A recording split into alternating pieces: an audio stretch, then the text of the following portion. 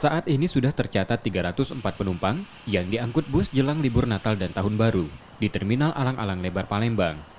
Diprediksi jumlah penumpang yang menggunakan moda angkutan ini akan terus bertambah hingga awal tahun 2021. Bus yang masuk ke terminal ini harus melalui pemeriksaan kapasitas penumpang dengan aturan protokol kesehatan COVID-19, yakni hanya 50%, kelaikan dan izin trayek. Dari pemeriksaan yang dilakukan petugas terminal, ditemukan 4 bus yang tak layak jalan dan dipindah ke bus lainnya. Ya, untuk Nataru tahun ini kita ada sedikit peningkatan dari tahun sebelumnya, yang itu kendaraan yang masuk ke Terminal Alang Lebar, ya, seperti AKAP dan AKDP dari per hari ini.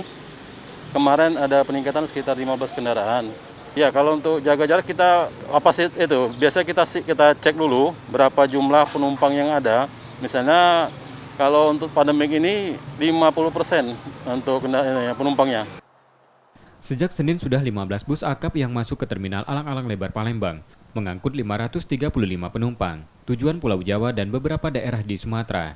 Pengelola Terminal Alang-Alang Lebar Palembang sudah menyiapkan bus untuk Natal dan Tahun Baru sebanyak 15 unit dibanding tahun lalu, yang hanya 10 bus. Reski Oktora, Muklas Diferensial, Kompas TV, Palembang.